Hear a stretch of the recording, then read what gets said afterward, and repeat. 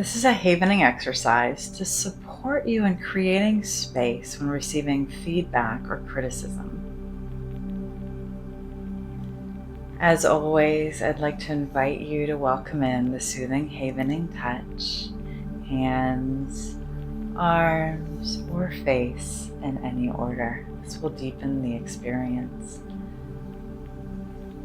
I'd like to invite you to notice a time where somebody gave you some feedback that didn't feel very good. It happens to all of us. And invite that time to become present right here, right now. Now, usually, because there is a time that will come to mind, there's something specific about this feedback session just hit the wrong way. So invite your mind to float through that experience, and for now just notice one part of that conversation that was particularly painful or upsetting for you. And once you've identified it, imagine that you're taking that piece of data out of the conversation and putting it on a table in front of you. It's not a part of you. It's not a part of the person who shared that information with you. It's just an item on a table for your consideration. Now, as you're noticing that experience there on the table, let's welcome in a soothing, gentle breath. For example, breath, and feel free to use your own breath count, whatever feels comfortable. We're going to take a gentle breath in, 4, 3, 2, 1, and release to a count of 6, 5, 4, 3, 2, 1. Beautiful. And one more deep, cleansing, soothing breath. Breathing in. 4, 3, 2, 1. And release. 6, 5, 4, 3, 2, 1. Very good. Now let's turn our attention back to that experience that you identified there on that table. And notice if there's a word or a couple of phrases that particularly jump out at you. And if there are, imagine that they're separate parts of this object. So they're just little pieces that you can separate out and similarly place on the table alongside that larger object. Again, they're just there for your consideration. Doesn't mean they're true, doesn't mean it's right. They're just there to be explored and looked at. And again, we'll take in a gentle breath. 4, 3, 2, 1, and release to 6, 5, 4, 3, 2, and 1. You're doing beautifully. Now, as we turn our attention back to these words and this experience, notice that it is separate from you. It is not a part of you.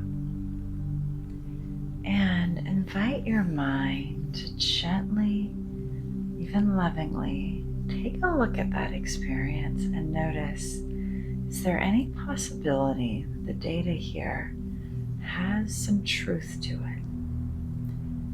Is there perhaps a pattern that ties to other relationships or has existed across the course of your life? As you notice those words, pay attention to your body. Is there any sort of warmth or energy showing up in your body as you tune into that experience? And if so, is that experience, that energy in your body new and unique, or has it been here before? If it's been here before, perhaps there's a reaction showing up, a response to this data that says, oh, maybe even at an unconscious level, there's something here that's meaningful. And if so, it's empowering to look at that, to explore it, to invite your mind to experience it. Turning back to those words and that experience. Is this data that anybody's ever shared with you before? Maybe not exactly in this way, but in a similar way. And if so, perhaps it's worth taking a deeper look and seeing if there's some truth to this information, something that connects to you. Because if it doesn't feel good getting this information, wouldn't it feel great using this to empower wonderful and amazing change? Let's welcome in another steady, gentle breath as your mind explores these possibilities. Breathing in to a count of 4, 3, 2, 1, and out to 6, 5, 4, 3, 2, 1. And keep exploring. Does any of this feel like it could possibly give you something important to know about who you are? Breathing in, 4, 3, 2, 1, and out, 6, 5, 4, 3, 2, 1. Beautiful.